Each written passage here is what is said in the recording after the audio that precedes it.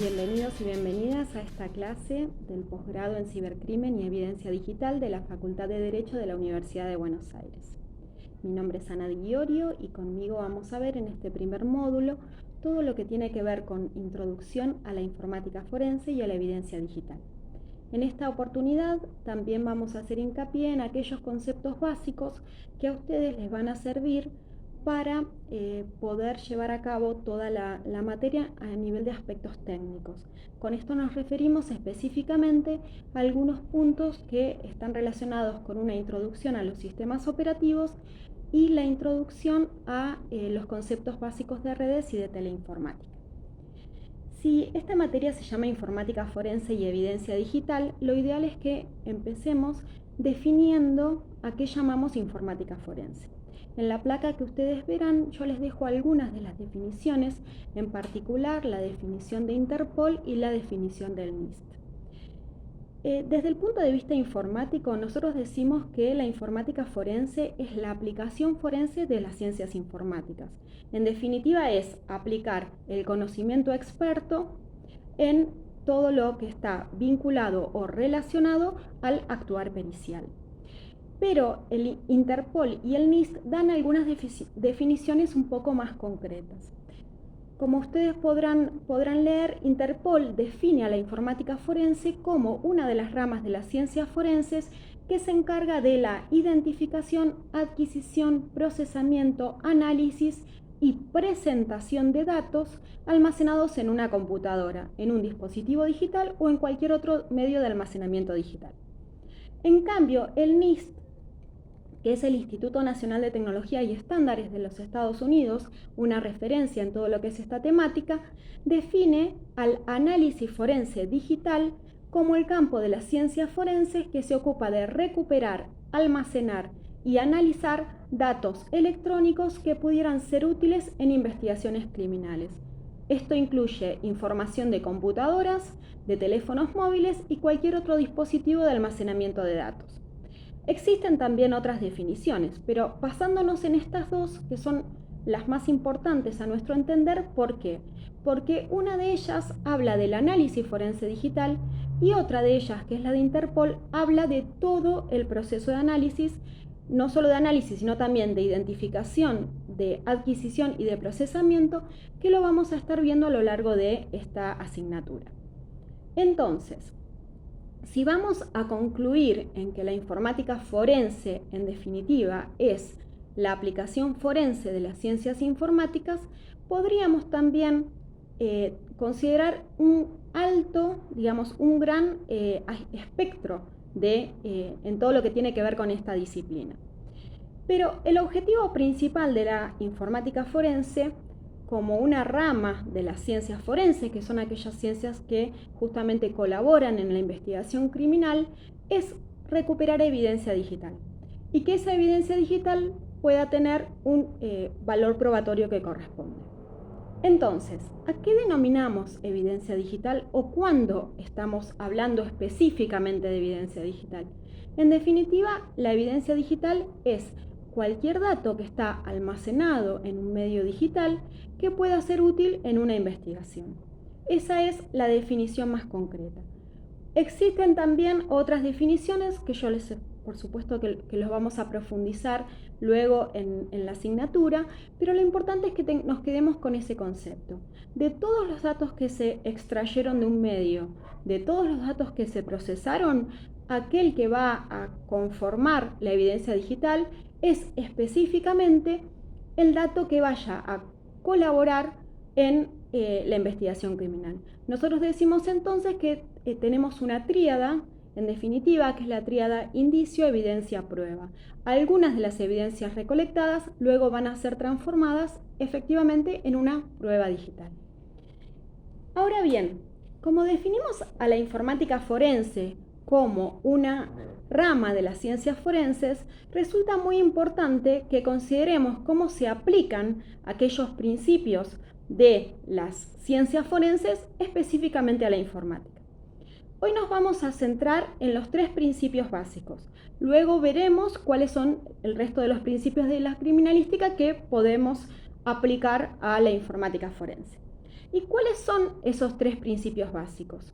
Evitar la contaminación, controlar la cadena de custodia y actuar metodológicamente. ¿A qué nos referimos cuando hablamos de evitar la contaminación? Primero es importante distinguir que estamos hablando de evitar, no estamos diciendo no contaminar. Entonces, de la misma manera que cualquier otro científico forense, podemos poner el ejemplo de un médico que es el más clásico, intenta por todos los medios que están a su alcance evitar la contaminación del cuerpo que está analizando, el informático forense intentará también aplicar todas las guías de buenas prácticas que estén a su disposición para evitar la contaminación. No podemos asegurar que eso sea así. Por eso es muy importante en este punto en particular que se sigan y que se respeten los protocolos y guías de buenas prácticas que estén vinculadas con la fuerza o con el ministerio o el Poder Judicial al que pertenece el perito que corresponde. Si el perito es un perito de parte, tendrá que respetar aquellas normas que están vinculadas a la fuerza con la que estará actuando, ¿verdad? Entonces, hay cuestiones básicas respecto a evitar la contaminación, entre las que podemos considerar, por ejemplo, evitar la manipulación de los dispositivos, no actuar más allá de las competencias. Esto es, si no sé cómo recolectar o extraer una prueba, será lo mejor que consulte al respecto o que directamente decida no participar en esa operación. Respecto a mantener la cadena de custodia. Y este es un punto muy interesante en lo que se refiere a evidencia digital. La cadena de custodia, en definitiva, es la que va a asegurar, de acuerdo, de nuevo, a las disposiciones de cada una de los ministerios o fuerzas en la que se esté trabajando, va a asegurar aquellos, digamos, destinos que tuvo la evidencia y esa evidencia cómo llegó y cómo se retira, ¿verdad? Ahora bien, cuando estamos hablando de evidencia digital en particular, tenemos que pensar que la cadena de custodia está orientada específicamente a lo que son los efectos, ¿sí? A lo que es tangible y a lo que efectivamente se puede observar a partir de los sentidos. En cambio, la evidencia digital requiere, al ser justamente, al cumplir todas las consideraciones propias de lo digital, requiere otro tipo de cuidados. Hoy podemos estar hablando de una cadena de custodia de los efectos físicos. Entonces, en esta temática de evidencia digital vamos a estar hablando de la cadena de custodia del dispositivo que actúa de soporte a esa evidencia digital.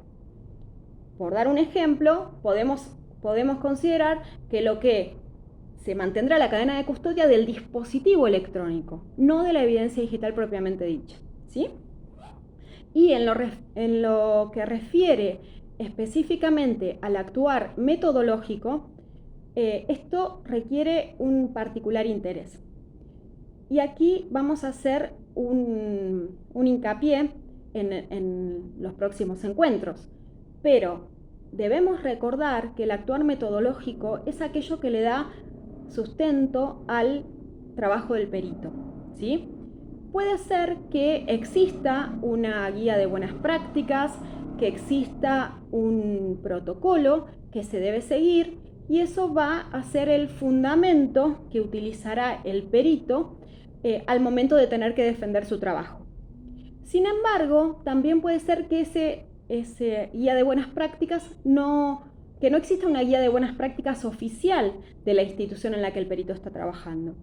Entonces, tendrá que el perito considerar cuáles son aquellas guías de buenas prácticas que va a utilizar y aquellos procedimientos que tendrá que dejar registrado en el informe pericial o el oficio que, digamos, el informe pericial o el acta pericial que en definitiva el perito esté firmando. Aquí hay un gran número de, digamos, de recursos que se pueden seguir, pero en definitiva lo importante es considerar siempre cuál es el de la propia institución. El método entonces es una manera de hacer las cosas. y esa manera de hacer las cosas es objetiva. Ese método luego se puede transformar en una metodología y aquí será la institución la que tenga esta responsabilidad. El método nos dice qué hacemos, qué es lo que hay que hacer y cómo hay que hacerlo.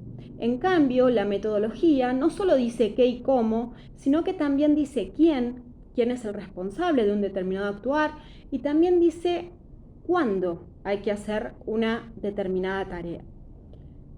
Respecto al método en particular, podemos decir que existen distintas fases dentro de este actuar, que son en definitiva las que están previstas en la primera definición de Interpol, de la que hablamos hace unos minutos, cuando dijimos que es una rama de la ciencia forense que se encarga de la identificación, ahí tenemos una etapa, se encarga de la adquisición, otra etapa, del procesamiento, del análisis y de la presentación.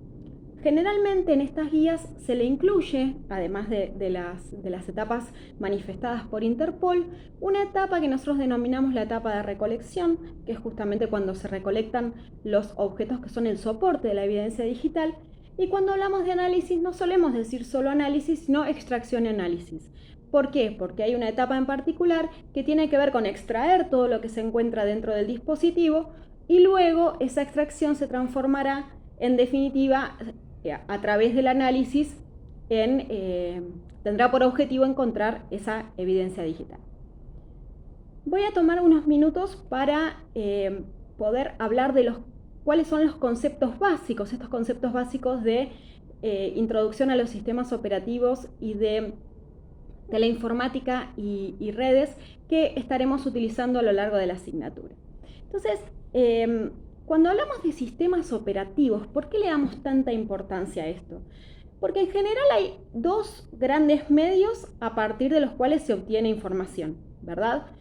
Uno es desde los dispositivos y otro es a partir de aquellos datos que no se encuentran dentro de un dispositivo, sino que se encuentran en lo que nosotros llamamos la nube o el ciberespacio. De eso seguramente lo verán más adelante en otras asignaturas. Pero cuando hablamos específicamente de la información que se encuentra en nuestros dispositivos, tenemos que reconocer que hay un software que está en todos los dispositivos que siempre actúa como plataforma de vinculación o plataforma de comunicación entre el usuario y el hardware. Y ese intermediario entre el usuario y el hardware es el sistema operativo.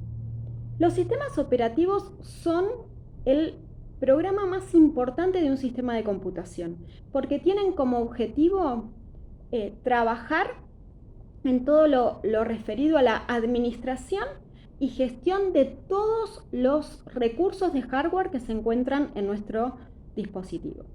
Entonces, podríamos decir que el sistema operativo tiene como objeto administrar los grandes recursos de un sistema de computación. Y estos son, por un lado, la información a través de la administración del sistema de archivos. Por otro lado, tiene que administrar el procesador, es decir, todas las aplicaciones, todos los programas que se van a estar ejecutando, ¿sí? Y se van a transformar en procesos dentro del sistema. Y también tiene que administrar la memoria, que en definitiva es donde residen aquellos programas que se encuentran en ejecución y los dispositivos de entrada-salida. Entonces, con este gran objeto que tiene el sistema operativo, podemos decir que almacena muchísima información que va a ser útil cuando queramos conocer qué pasó en el equipo. Entonces, ¿qué es lo que nos interesa como informático forense? Que en definitiva es brindar una respuesta a la investigación criminal. Saber qué ocurrió en el equipo. Entonces, ¿qué ocurrió en el equipo? Nos lo va a poder decir el sistema operativo. Por supuesto que los informáticos forenses no trabajan en forma directa con los sistemas operativos. Muchas veces trabajan a través de aplicaciones, pero esas aplicaciones recurren al sistema operativo para consultarle y solicitarle información que luego será devuelta a la aplicación y mostrada al usuario de esa aplicación de una manera mucho más didáctica, ¿verdad? Sin embargo, cuando los resultados que brinda esa aplicación no alcanzan, uno puede recurrir al sistema operativo para solicitar la información y conocer qué es lo que el sistema operativo nos puede dar. En definitiva, nos va a ayudar a mejorar nuestra investigación y poder entender qué nos está devolviendo la aplicación forense que estemos utilizando. Bien, entonces, respecto a los conceptos básicos de redes. Como les comentaba, cuando un equipo se encuentra conectado a Internet, tiene asignada una dirección IP. Esa dirección IP es una dirección IP pública. ¿Por qué? Porque los dispositivos que se conectan a Internet lo hacen a través de un router. Un router es un dispositivo que vincula nuestra red local, o sea, nuestra red interna, con Internet. Y será responsabilidad del router coordinar los pedidos de cada uno de los equipos de su red local. Como la cantidad de direcciones IP es limitada, tanto en IPv4, que es lo que están hoy la mayoría de las redes, con IPv6, las que se encuentran en IPv6 por supuesto que tienen una mayor cantidad de dispositivos posibles a conectar. Podemos decir que para dar acceso a Internet, el proveedor de Internet, el ISP o Internet Service Provider, debe contar con esas direcciones IP a asignar y las asigna de manera dinámica. Por eso es muy importante, por ejemplo, a la hora de hacer un determinado pedido, que al pedir al servidor, al Internet Server Provider, que usuario se conectó a través de una determinada dirección IP, seamos muy exactos respecto a la fecha y la hora en particular en la que tenemos la información de esa dirección IP que queremos saber quién es el usuario que la utilizó. Entonces, también existe la posibilidad de contar con una IP fija, pero esto ya le va a restar flexibilidad al proveedor de Internet y además suelen ser más caras y reservarse solamente para algunas cuestiones comerciales. Lo que debemos considerar en este punto es que existen, además de esas IP públicas, las IP privadas, que son aquellas direcciones IP que son propias de la red en la que se encuentra el dispositivo, ¿sí? Y la que precisa conocer el router para saber cuál de los dispositivos hizo un determinado pedido a través de Internet. Con estos conceptos estaríamos entonces terminando este primer encuentro y estoy deseosa de poder encontrarlos en el próximo. Saludos y muchas gracias.